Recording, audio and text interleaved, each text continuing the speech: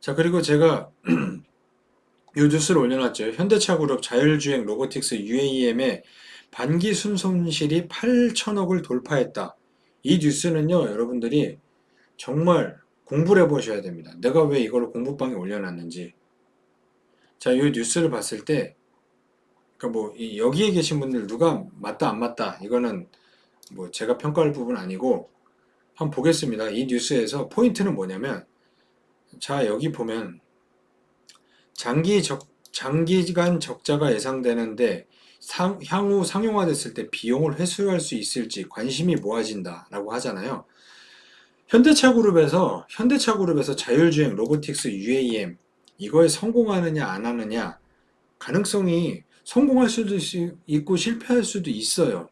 근데 현대차그룹에 투자하라는 게 아니라 자율주행 로보틱스 UAM은 여기에 투자를 하자라는 거예요. 현대차그룹이 미래가 어떻다 저떻다 그게 중요한 게 아닙니다. 미래 성장 전략을 찾기 위해 신사업에 투자를 해왔고 투자가 항상 성공하지 못했고 일부 사업은 구조조정이 대상이 되었다. 이게 나오잖아요. 자, 이게 보면은 이 회사가 문제가 아니라 여기에서 보면 LS그룹은 배터리 소재인 동박과 음극재 사업에 뛰어들었다 포기를 했고 하나와 GS는 양극재 사업에 투자했다 포기를 했죠. 하나하고 GS그룹에 투자를 해야 되는 게 아니에요. LS그룹에 투자해야 되는 것도 아니고 그러면 배터리 소재인 동박과 음극재에 투자를 했어야 됩니다. 당시에. 이게 몇 년 전에도 이거 뉴스가 나왔어요. 그리고 하나그룹하고 GS그룹이 양극재 사업에 투자했다 포기했죠.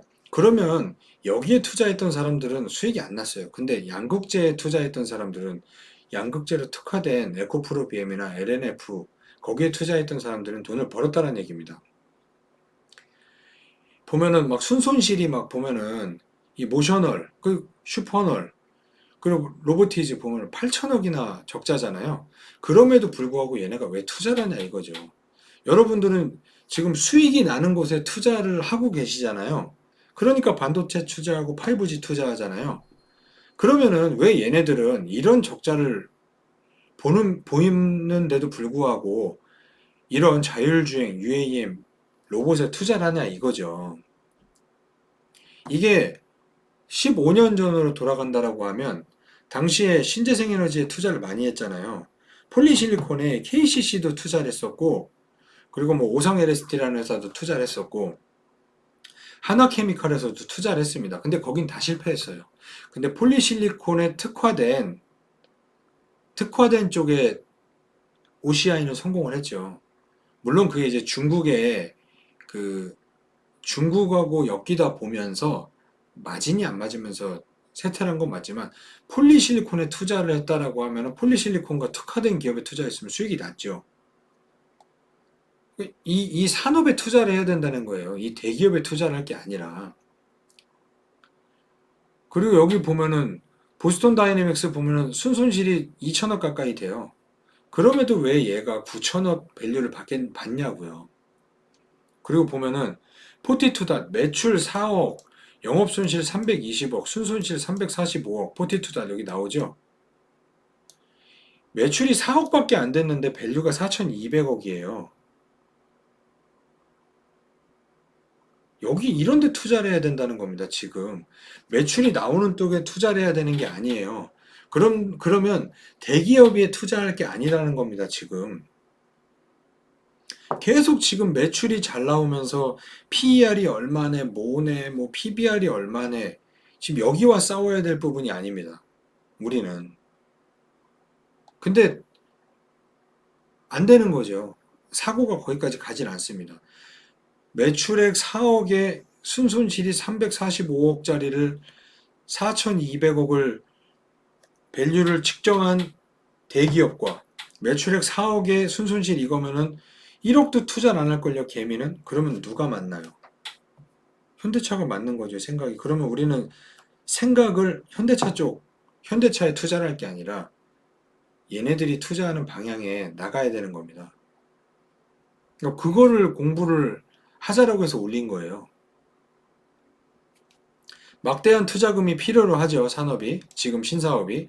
그렇기 때문에 계속해서 영업이나 순손실이 나는데 막대한 투자금이 투려하는 신사업에 현대차그룹은 감내를 한다. 그러니까 지금 여기서 또 포인트는 뭐냐면 막대한 투자금이 필요로 하잖아요. 그렇기 때문에 이 신사업군에 들어가 있는 스타트업에 지금 투자를 하면 안 돼요. 업력이 최소한 3, 4년 된 회사에 투자를 해야 돼요. 왜냐? 그 회사는 이미 투자금이 들어와 있을 거거든. 지금 와서 이런 금리 인상기에 그리고 경기 침체 얘기 나오는 상황에 스타트업이 이거를 해서 성공할 가능성은 거의 제로에 가까워요. 그러니까 우리가 투자를 해야 되는 거는 막대한 투자금이 필요로 하니까 이 막대한 투자금이 이미 들어와 있었던 회사 그리고 그 어느 정도 업력이 되면서 이 투자금이 들어와서 그 손익분기점으로 다가가고 있는 회사 그걸 찾아야 되는 겁니다. 보면 올해는 1조 원이 넘을 거 적재가 얼마큼 확대할지도 모르는데 현대차는 이곳에 계속 투자를 할 겁니다. 그러니까 우리가 투자하고 있는 방향이 맞아요. 그러니까 뭐 여러분이 어떤 종목을 샀지 모르지만 적어도 내가 투자하고 있는 산업은 이 기준에 맞습니다. 제 기준에 맞아요.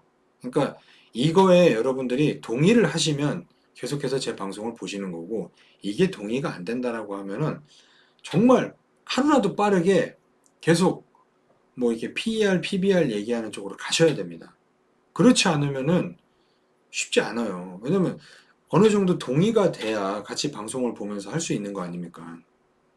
이 뉴스를 보고 여러분이 깊게 판단해 보셔야 돼요. 아, 현대차가 계속 적자를 보면서, 아, 현대차가 쉽지 않겠네. 여기까지만 생각을 했다라고 하면은 좀, 예, 뭐, 잘 모르겠습니다. 제 방송을 잘 이해를 못하고 계시는 분이죠. 근데 이 뉴스 안에서, 아, 대기업도 이런 쪽에 투자를 하고 있고, 이게 적자지만, 그러니까 저 김 대표가 적자 회사를 왜 살까? 아, 저런 기준이 있어서 사는구나. 네, 뭐 그런 게 동의가 돼야 되는 겁니다. 이거는 계속해서 한번 보세요. 댓글이 아직 7개밖에 안 달렸는데 더 달려야 되는 겁니다. 이거는 막 논쟁도 있어야 되고